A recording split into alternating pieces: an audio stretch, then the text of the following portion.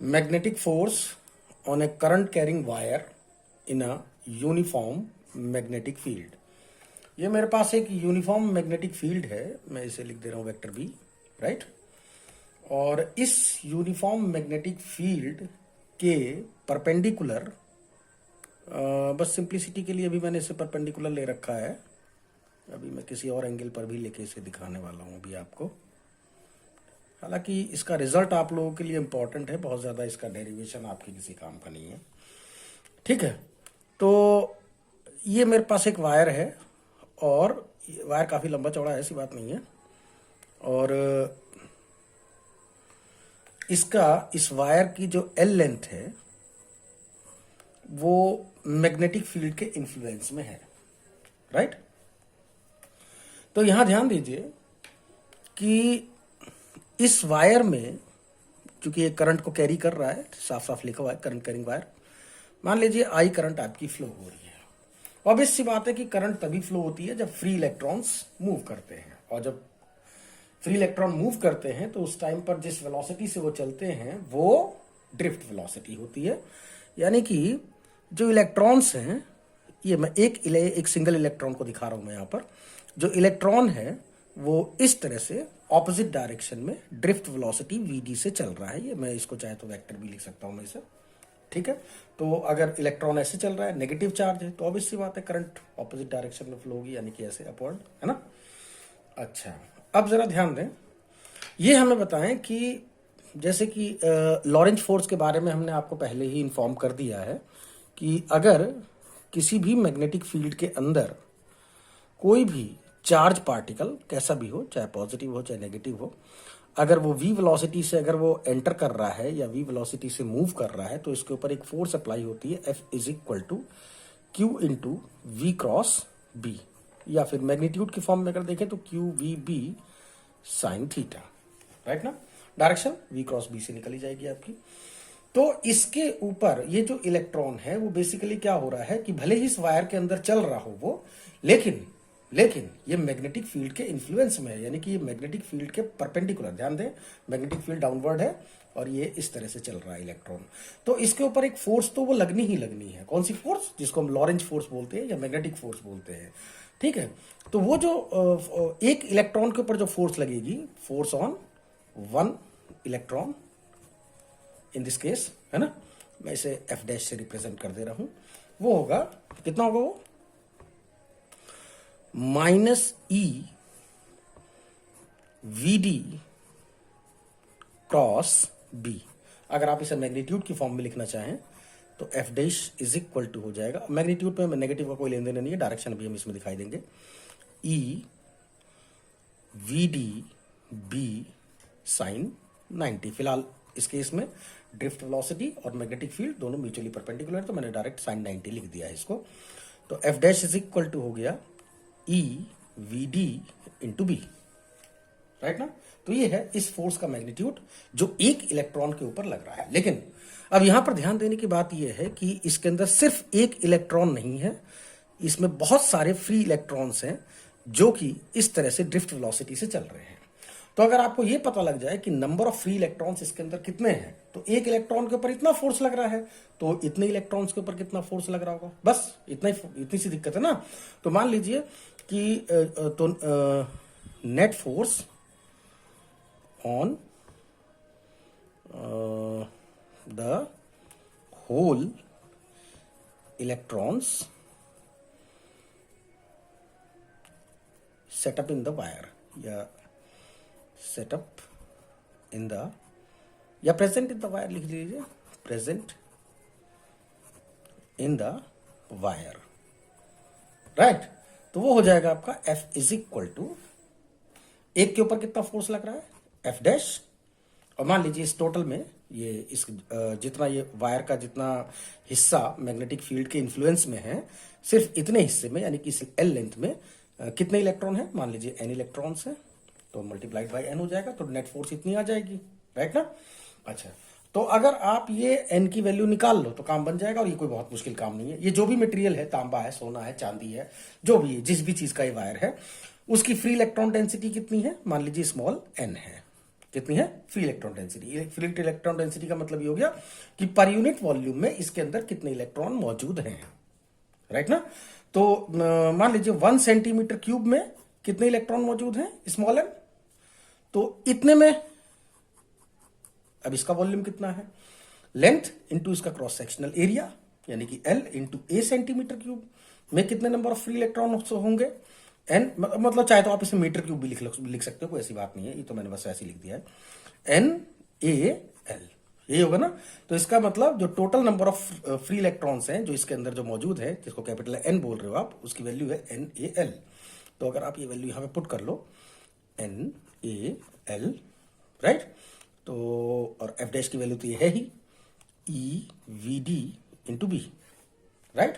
तो F is equal to, ध्यान दें, NeAVD is defined as electric current. आपको जब हम करंट इलेक्ट्रिसिटी पढ़ा रहे थे तब उस टाइम पे डेरिवेशन कराया था, ये रिजल्ट बताया था आपको, that I is equal to NeAVD के होता है। तो F की जगह आप लिख लीजिए ILB। आ गया ना, समझ में आ गई बात। अच्छा, अगर बाई चांस ये मैग्नेटिक फील्ड से थीटा डिग्री के एंगल पे इस तरह से रखा होता है, मेरे पेन की तरफ जरा स्लोप पे जरा ध्यान दीजिए, ऐसे नहीं है पेन, ये ऐसे है, ये ऐसे नहीं है, ऐसे है ये, ठीक है। तो मान लीजिए मैग्नेटिक फील्ड से अगर थीटा डिग्री के एंगल पर अगर ये एक्ट कर रहा होता, तो उस कंडीशन में जो इसका आंसर आता F is equal to ILB sine theta आता उस केस में, राइट ना। तो अगर आप इसे चाहो वेक्टर फॉर्म में अगर लिखना चाहे तो I into L cross B भी लिख सकते हो। यहां ध्यान दीजिएगा कि जो L है, जो वेक्टर L है, वेक्टर L की जो डायरेक्शन है वो करंट की डायरेक्शन में लेना है आपको, in the direction of current, ठीक है। तो करंट की डायरेक्शन ऐसे है तो आपको L भी ऐसे ही लेना है। बात समझ में आ गई। तो मैग्नेटिक फोर्स की डायरेक्शन अगर आप चाहे तो यहां से भी निकाल सकते थे आप, ऐसी कोई बात नहीं है, क्योंकि जो एक इलेक्ट्रॉन के ऊपर जो फोर्स लग रही है वही, अब देखो पहले यहां से देख लो कितना आ रहा है। तो F dash is equal to किसके? Minus EVD cross B। तो VD क्रॉस B की डायरेक्शन क्या होगी? VD किधर की तरफ है? इधर की तरफ। और B कैसे है? डाउनवर्ड है ना। तो VD से B की तरफ आप अपने हाथ को ऐसे ले जाइए, तो फोर्स की डायरेक्शन कैसे लग रही है?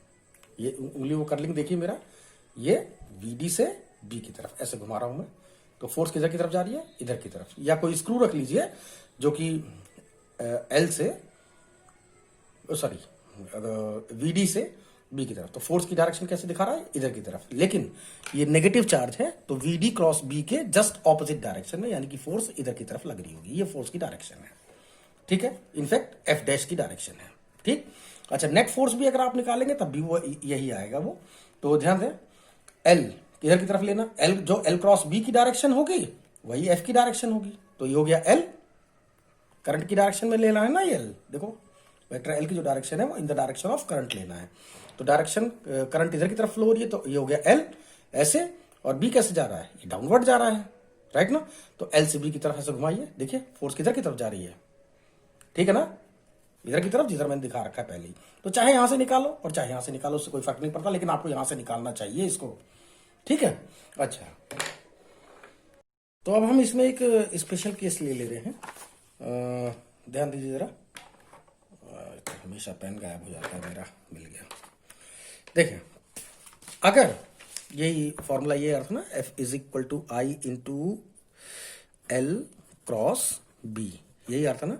तो ध्यान दें, अगर ये मैग्नीट्यूड में हो जाएगा ILB साइन थीटा, अगर थीटा की वैल्यू अगर कितनी है? 0 डिग्री है, तो F इज इक्वल टू किसके होगा? ILB साइन 0, दैट इज कोई फोर्स नहीं लगेगी फिर उस केस में। यानी अगर मान लीजिए ये मैग्नेटिक फील्ड ऐसे होता, इस तरह से, ठीक, और जो वायर है वो भी आपने ऐसे ही रखा हुआ होता, आई इसके अंदर करंट फ्लो हो रही है, तो ये मैग्नेटिक फील्ड और ये L की करंट ऐसे फ्लो हो रही है, तो इसका मतलब जो वेक्टर L है उसकी भी डायरेक्शन हमें ऐसे ही लेनी पड़ेगी जैसे करंट की डायरेक्शन है ये, ठीक है ना, इधर की तरफ L हो जाएगा, इधर की तरफ B हो जाएगा, अब B भी इधर की तरफ ही है, तो दोनों कैसे हो गए, पैरेलल हो गए। तो पैरेलल होने का मतलब दोनों के बीच का एंगल है थीटा, तो इस कंडीशन में कोई फोर्स नहीं लगेगी इसके ऊपर। ये स्पेशल केस है, ध्यान रखिएगा। अगर वेक्टर L और वेक्टर B अगर दोनों ही सेम डायरेक्शन में आ जाते हैं तो कोई फोर्स नहीं लगनी है उसके ऊपर। बात समझ में आ रही है? और मैक्सिमम फोर्स कब लगेगी, जब थीटा की वैल्यू 90 होगी, तो उस केस में मैक्सिमम फोर्स लगेगी। Is that clear? अच्छा, अब अगर मैं यहां पर एक दूसरी बात बताऊं कि मान लीजिए कि वायर मेरा स्ट्रेट नहीं है, मेरा वायर स्ट्रेट नहीं है, ये मान लीजिए ऐसे है, ये मैग्नेटिक फील्ड लाइक दिस। ध्यान दीजिएगा सभी लोग, गलत ना हो जरा सा भी, ये ठीक। अब ये मेरे पास वायर जो है वो स्ट्रेट वायर नहीं है, वो कुछ इस तरह का है। ये मान लीजिए ऐसा है कुछ, करंट इस तरह से फ्लो हो रही है लाइक दिस, जैसा कि मैंने एरो दिखा रखा है आपको, ठीक है। अच्छा अब इस केस में अगर आपको फोर्स निकालनी पड़े तो ध्यान दीजिएगा, आपको एक छोटे से करंट एलिमेंट डीएल, ये जो छोटा सा करंट एलिमेंट दिखाई दे रहा है, डीएल की वजह से जो फोर्स निकालोगे, पहले आप ये निकालेंगे, तो वो जो आएगा वो आएगा DF is equal to I into DL cross B. फिर वो ये आ जाएगा। डेरिवेशन तो कर ही सकते हो ना, इसका कोई इतनी बड़ी बात नहीं है। डेरिवेशन का जो जैसे पीछे कराया बस उसी के सीक्वेंस में चलो आप, ठीक है। अच्छा, तो जो नेट फोर्स होगी वो ऑब्वियस सी बात है, इसको इंटीग्रेट करने पे पता लगेगा, है ना। तो इंटीग्रेट करने के बाद जो फाइनल आंसर आ रहा है, ये अब आप ध्यान दो क्या मैं बताने जा रहा हूं। वो जो आंसर आएगा वो आ रहा है आपका F is equal to I into L cross B, ये आंसर आएगा। लेकिन व्हाट इज एल? एल क्या है? जब आप डीएल को इंटीग्रेट करोगे, ये डीएल, ये डीएल, ये डीएल, ये डीएल, ये डीएल, ये डीएल, ये डीएल, जब सारा का सारा जब ये डीएल जब आप इंटीग्रेट कर लोगे ना, तो जो टोटल जो इंटीग्रेशन आएगा इस डीएल का, वो आएगा आपका बेटा, ये इनिशियल पॉइंट क्या है और ये फाइनल पॉइंट क्या है बेटा, ये आएगा वो डीएल, ये मतलब लेंथ आएगी। तो जो वेक्टर एल है वो सिर्फ ये है, इनिशियल टू फाइनल, बस ये वेक्टर एल है। ये देखो देखो, मैं इसको फिर से डार्क कर दे रहा हूं, देखो ध्यान से, ये ठीक है। अब जो आप यहां पर एल जो यूज कर रहे हो वो ये वाला यूज कर रहे हो, बस सीधे सीधे आप ये फॉर्मूला यूज करो, ठीक है। और जो एल है वो इनिशियल पॉइंट, ये पॉइंट ए है, ये पॉइंट बी है, ए से बी तक का ये वाला आपको ये सीधा सीधा डिस्प्लेसमेंट वेक्टर लेना है, ये वेक्टर एल, ठीक। यहां से आपको सारे आंसर आपको मिलेंगे। अब मैं यहां पर फिर से आपको एक बात बता दूं कि मान लीजिए ये मैग्नेटिक फील्ड है, ठीक, कोई दिक्कत नहीं है, ठीक। अच्छा, अब इसमें एक वायर ऐसे रखा है, ये ऐसे रखा है, यानी कि करंट इस तरह से फ्लो हो रही है। ध्यान से देखेंगे सभी, ठीक। तो इस कंडीशन में जो पॉइंट ए से बी के बीच का जो मतलब जो डिस्प्लेसमेंट वेक्टर है, यानी कि जिसको आप वेक्टर एल बोलेंगे, वो सिर्फ इतना आना है। अब ये वेक्टर एल और ये वेक्टर बी दोनों आगे पैरेलल, तो अगर पैरेलल हो गए हैं तो इसका मतलब इसके ऊपर कोई फोर्स नहीं लगेगी, इस वायर के ऊपर, वायर ए बी के ऊपर कोई फोर्स नहीं लगेगी। देखिए ध्यान दीजिए जरा, जो मैंने अभी आपको केस बताया था, इस टाइम पर एल और बी दोनों क्या है, पैरेलल है। साथ ही साथ इस बात को भी याद रखिएगा कि जैसे जब आप मैग्नीट्यूड निकालेंगे तो F is equal to I L B sine theta आपको यूज करना ही पड़ेगा। तो ये जो थीटा है वो एंगल बिटवीन, ये ध्यान दीजिए, ये जो वेक्टर एल, ये मैंने बताया आपको, इस वेक्टर एल और ये वेक्टर बी, ये जो वेक्टर बी है आपका ऐसे जो बन जा रहा है, ये वाला एंगल है, ये एंगल, ये है थीटा आपका, ठीक है। एक बार ध्यान से देख लीजिए थीटा मैंने क्या बना रखा है, ठीक है। अरे यार, ये चीज़ तो तुम्हें बताना मैं भूल ही गया, इसे भी देख लो, नहीं तो फिर बाद में ये होगा कि ये सर ने बताया ही नहीं। अगर ये मैग्नेटिक फील्ड है बेटा, जरा ध्यान से देख लेना यार, ये अगर मैग्नेटिक फील्ड है और अगर वायर, ये जो वायर है जो मैंने ले रखा है, अगर ये एक लूप की फॉर्म में हो, यानी कि पॉइंट ए से स्टार्ट होके ही पॉइंट ए पर ही खत्म हो जाए और इसमें इस तरह से करंट फ्लो हो रही है, ठीक है, या ए और बी पॉइंट इतने पास में हो कि जो एल की वैल्यू है वो नेग्लिजिबल आ जाए, बात समझ में आ गई। तो फिर इस कंडीशन में अगर ये एक लूप अगर फॉर्म कर रहा है तो ऑब्वियस सी बात है, जो स्टार्टिंग पॉइंट और जो लास्ट पॉइंट है दोनों एक ही पॉइंट पे आ गए। तो इसका मतलब जो जैसे पॉइंट ए और ये पॉइंट बी है, तो इस समय तो ये एल इतना था, इस टाइम पे ये एल इतना था, लेकिन अगर ये वायर घूम के अगर इसी पॉइंट ए पर आ जाता तो क्या होता है, एक कंप्लीट लूप बना देता और एल की वैल्यू कितनी हो जाती है फिर उस केस में, 0 हो जाती, क्योंकि इनिशियल और फाइनल पॉइंट के बीच का ही तो हम लोग शॉर्टेस्ट डिस्टेंस देखते हैं या डिस्प्लेसमेंट देखते हैं हम लोग। तो वो इस केस में एल की वैल्यू 0 हो जाएगी। तो वेक्टर एल की अगर वैल्यू 0 है, यानी कि ये एक नल वेक्टर है, तो इसका मतलब अगर इसकी वैल्यू को 0 पुट करोगे, यहाँ पर 0 पुट करोगे, तो नेट फोर्स फिर से 0 आ जाएगी। तो किसी भी करंट कैरिंग लूप जो मैग्नेटिक फील्ड के अंदर रखा हुआ है उसके ऊपर कोई नेट फोर्स नहीं लगती है। बात समझ में आ गई ना? बुढ़ापा लग गया, लगे साला, बातें भूलने लग गया मैं।